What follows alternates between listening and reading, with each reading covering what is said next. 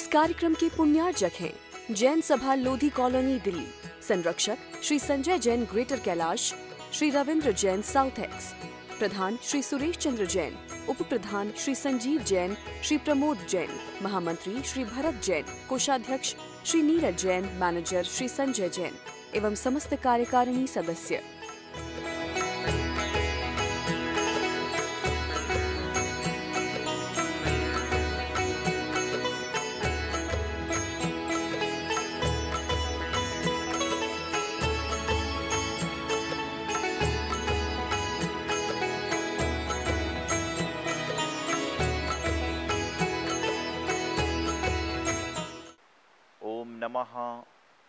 ओम नमः नमो वरिहंताणं नमो सिद्धाणं नमो आयरीयाणं नमो वैझायाणं नमो लोई सब्बसाहूणं।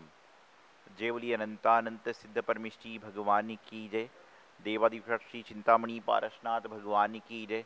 विश्व प्रभु महावीर भगवान की जय। परम पूज्य तपस्वी सम्राट आचार्य श्री श्रीमती सागर जी महाराज की जय। परम पूज्य आचार्य गुरुवर श्री सिद्धांत सागर जी महाराज की जय।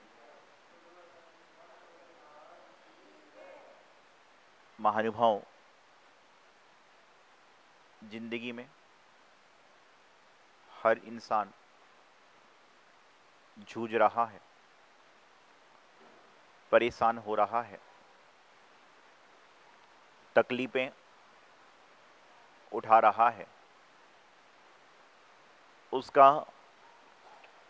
मुख्य कारण है कि इंसान तकलीफ में है, परेशानी में है, समस्याओं में है, क्योंकि आदमी अपने में मेरेपन, ममकार, अहंकार और तिरस्कार इन सब से साथ में चल रहा है। और जो इंसान इन सब के साथ में चलता है वह इंसान कभी भी सुख शांति की ओर नहीं जा पाता है, क्योंकि एक बार में इंसान अपने मुख से एक ही वाक्य का उच्चारण कर सकता है। या तो कह सकता है कि मैं सुखी हूं, या तो ये कह सकता है कि मैं दुखी हूं, या तो यह कह सकता है कि मैं समस्या से सहित हूं, और ये कह सकता है कि मैं समस्या से रहित हूं। आज वर्तमान में सारे संसार में कोई ना कोई कारण, कोई ना कोई परेशानी, कोई ना कोई तकलीफ हर इंसान के जीवन में, हर इंसान के साथ में चल रही है और यह लगातार चलती रहेगी। कुछ परेशानियां प्रकृति की देन है और कुछ परेशानियां हमारी स्वयं की उपज हैं। कुछ परेशानियां प्रकृति के हिसाब से आ रही हैं और कुछ परेशानियां संसार में हमारे खुद के द्वारा उत्पन्न हो रही हैं। विचार करिएगा, आपके पास एक सुंदर सी कार है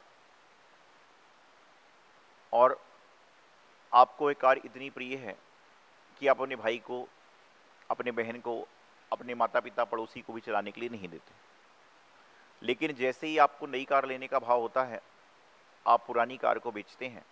उसके बाद में आपके सामने से भी वो गुजर रही होती है और उसके ऊपर कोई कौआ, कोई चिड़िया बैठकर कुछ गंदगी भी कर दे तो आप उस पर ध्यान ही नहीं देते। क्यों ध्यान नहीं देते? क्योंकि आपका उस पर से ममकार, मेरापन खत्म हो चुका है। इसी तरह हर वस्तुओं पर जिस पर आपका ममकार है, मेरापन है, वह वस्तु आपको दुख देने वाली है। कुछ चीज़ें प्राकृतिक दुखदायी होती हैं, उसके कारण इंसान तन से अस्वस्थ हो सकता है, उसके कारण इंसान बहुत सारे कार्य नहीं कर पाता है। ये प्रकृति की देन कह सकते हैं। लेकिन जो हमारी खुद की देन है, कि हम चाहे कर भी कोई कार्य नहीं करते, हम जानबूझकर भी कोई कार्य करने की भावना नहीं रखते। यह कहीं ना कहीं जो हमारे जीवन में खुद के द्वारा उपजाई हुई समस्याएं हैं, खुद के द्वारा उत्पन्न की गई व्यवस्था है। आज नल का पानी चल रहा है, बहुत सारे लोग ऐसे होते हैं जो उसके नल के पानी से पहले गिलास को भरते हैं और फिर पानी को पीते हैं, तो पूरा पानी का उपयोग कर लेते हैं। और बहुत सारे ऐसे लोग होते हैं जो नल के पानी को चालू करेंगे और ऐसे पानी लेंगे, पिएंगे, आधा पानी हाथ से नीचे गिरता है और आधा पानी नल से नीचे गिर ही रहा है। और बहुत सारे ऐसे लोग होते हैं जो नल पर ही ऐसा चुल्लू लगाकर पानी पीने का प्रयास करते हैं, तो भी चुल्लू से पानी गिरता है। तो समझदार व्यक्ति वही कहलाता है जो नल के पानी से छन्ना लगाने के बाद ग्लास में, बोतल में, जग में, हंडे पानी भरता है और फिर पीता है। तो उससे पानी का व्यय भी नहीं होगा और आपके पेट की जो प्यास की बाधा है वो भी समाप्त होगी। लेकिन आज वर्तमान में हम सभी लोग अपनी अपनी बातों को रखते हैं, अपनी अपनी बात बतलाना चाहते हैं, अपनी अपनी व्यवस्थाओं को समझाना चाहते हैं, लेकिन हम समझने का प्रयास नहीं करते। हर इंसान समझाने की जगह समझने का प्रयास करे तो मैं समझता हूँ कि पूरे संसार में कोई नासमझ रह ही नहीं जाएगा।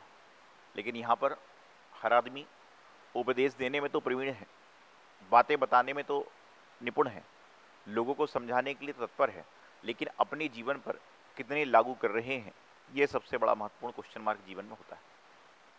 हम लोगों को तरह तरह से बातें को बताते हैं, ऐसा नहीं ऐसा करिए, ऐसा नहीं ऐसा करिए, लेकिन हमारे जीवन में कितना उतर रहा है, हमारे आचरण में कितना आ रहा है, यह बड़ा महत्वपूर्ण कार्य होता है। आज वर्तमान की विसंगतियां हैं, आज वर्तमान की एक अव्यवस्था है, आज वर्तमान में एक कुसंस्कृति उत्पन्न हो गई है। पहले का जमाना था कि पहले लोग जब भोजन किया करते थे तो उस समय लोग जमीन पर बैठकर थाली को ऊंचा रखकर भोजन करते थे। लेकिन आज का परिस्थिति बदल रही है कि लोग चलते फिरते, उठते बैठते, बिस्तर पर, गद्दों पर खाने में कोई परहेज नहीं कर रहे। विचारणीय बात यहाँ पर यह है कि जिस गद्दे पर हम शयन करते हैं वहीं पर हम भोजन करेंगे तो रात्रि में आपको यदि भोजन दिख रहा है सपने में तो कोई बड़े आश्चर्य की बात नहीं। यदि रात्रि में आपको स्वप्न में खाने पीने की वस्तु दिखती हैं, बनाते हुए दिखते हैं, तो कोई बड़े आश्चर्य की बात यहाँ पर है नहीं। कारण कैसा है कि जहाँ पर हम शयन करते हैं, पहले के प्राचीन समय में व्यवस्थाएं होती थी, घर में खाट आदि होते थे कि आदमी उठता था, शयन के जो बिस्तर आदि थे उनको रखता था, खाट को खड़ी कर देता था। जो उदाहरण आता है, कई बार लड़ाई झगड़े जब होते हैं तो इंसान कहता है कि तुम्हारी खाट खड़ी कर दूंगा। अरे जब घर में खाट होगी नहीं तो खड़ी कहाँ से होगी। तात्पर्य वहाँ पर यह होता था कि घर में आदमी उठने के बाद बिस्तर को समेटता था, अपने खाट को खड़ा करता था और अपने काम में लग जाता था। तो उसमें क्या होता था कि अगले दिन उसकी व्यवस्था पुनश्च बन जाया करती थी। लेकिन आज जो वस्तु पड़ी हुई है वो पड़ी हुई है, जो व्यवस्था बनी हुई है वो बनी हुई है। पता नहीं कितने समय से, कितने महीनों तक गद्दे के नीचे कोई जीप तो नहीं है, और अधिकतर गद्दों के नीचे मैगजीन पहुंच जाती है, पेपर पहुंच जाते हैं, ये सब पहुंचा करते हैं। तो ये सब चीज़ें क्या होती हैं कि हमारे जीवन को दुखदायी बनाती थी। छोटी छोटी सी बातें हमारे जीवन को बड़ा महत्वपूर्ण बनाने का प्रयास करती हैं। छोटे छोटे से बात, छोटी छोटी सी व्यवस्थाएं हमारे जीवन में आमूल चमूल परिवर्तन करने का प्रयास करती हैं। आज वर्तमान में हर इंसान अव्यय से बचना चाहता है, लेकिन अपने लिए।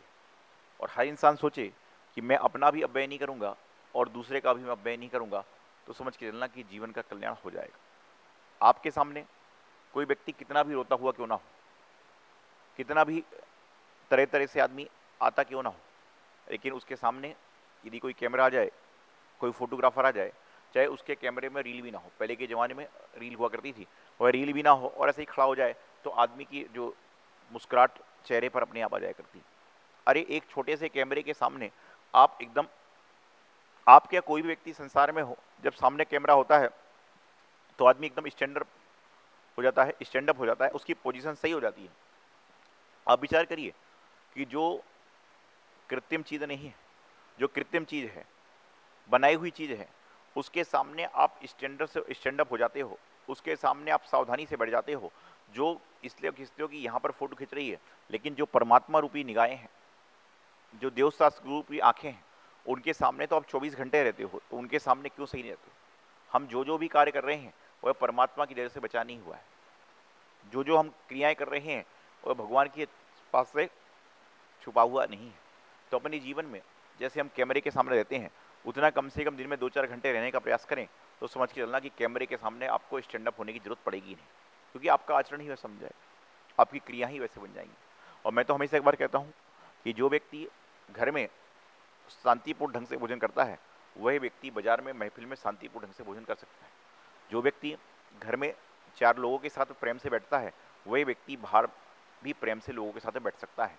और जो व्यक्ति अपने घर में ही प्रेम पूर्वक नहीं रहता, जो व्यक्ति अपने घर में ही प्रेम पूर्वक भोजन नहीं कर सकता, जो व्यक्ति अपने घर में ही शांतिपूर्ण ढंग से कार्य नहीं कर सकता, वह ऑफिस में क्या, बाजार में क्या, महफिल में कहाँ पे ढंग से काम कर पाए? तो अपने जीवन को अहर्निश कल्याण के लिए ले जाना है, अपने जीवन को समता भाव को धारण करना है, अपने जीवन में कुछ पाने का प्रयास करना है, तो हमें अपने जीवन से सबसे पहले अहंकार को नष्ट करना पड़ेगा, ममकार का त्याग करना पड़ेगा, और उसके बाद में अपने आप में जीने का प्रयास करना पड़ेगा, अपने आप में आने का प्रयास करना पड़ेगा। अपने आप में जीने से ही नहीं कि आप संत बन जाओ, कि आप साधु साधु बन जाओ। अपने आप में जीने से तात्पर्य यह है कि कम से कम वह कार्य जरूर करो कि जिसको करने के बाद आपके अंतरंग से वाक्य निकले कि ये जो कार्य किया है तुमने बहुत अच्छा किया। विचारनी बात यहाँ पर यह है, हर व्यक्ति चाहे चोर क्यों ना हो, डाकू क्यों ना हो, लुटेरा क्यों ना हो, उसको भी ये पता होता है कि मैं काम गलत कर रहा हूँ। ये बात हर आदमी समझता है, लेकिन विचारनी बात यहाँ पर भी होती है कि इन सबको समझने के बाद पुनश्च करता है, तो इसका मतलब जानकारी होने के बाद में भी अनजान बन रहा है। एक बार आप कहावत भी होती है कि दूध का जला दही भी फूक फूक कर पीता है। एक बार एक बच्चा सत्संग करने गया, वहाँ पर सत्संग चल रहा था, ये बातें काल्पनिक होती हैं आपको समझाने के लिए। वहाँ पर बहुत बड़ा सत्संग चल रहा था। सत्संग में गुरुजी जो संत जी थे वो प्रवचन दे रहे थे। उन्होंने उस दिन भोजन के बारे में समझाया और उन्होंने कहा कि सभी सत्संगियों को नियम लेना है कि कोई भी भोजन में झूठी वस्तु को नहीं छोड़ेगा। सभी ने हाथ उठाए, ताली बजाई, सब कुछ किया और बोले महाराज जी कितनी अच्छी बात कह रहे हैं। उसके बाद वह बच्चा अपने माता पिता के साथ में वहाँ पर पहुँचा जहाँ पर लंगर चल रहा था, जहाँ पर भोजन चल रहा था। उसने वहाँ पर देखा कि 80 लोग भोजन यदि कर रहे हैं, 800 लोग यदि भोजन कर रहे हैं, 8000 लोग भोजन कर रहे हैं, तो उसमें कम से कम 20-25% लोग ऐसे थे जो थाली में रख रख कर छोड़ रहे हैं। तो यह बच्चा अपने माता पिता से कहता है कि पापा जी, माता जी, आप लोग इतने दूर से सत्संग के लिए आए, 2 दिन की यात्रा करके सारे लोग सत्संग के लिए आए। जब मुनि महाराज जी बात कह रहे, जो संत जी, महाराज जी, मुनि महाराज जी जो भी थे और उन्हीं बात कह रहे थे, सबने बड़ी जोर जोर से तालियां बजाई, सबने हाथ खड़े करे और उसके बाद में बाहर आकर सारे के सारे लोग भोजन का अपमान कर रहे हैं। तो सत्संग सुनने का लाभ क्या हुआ? तो पिता के पास में कोई उत्तर नहीं था।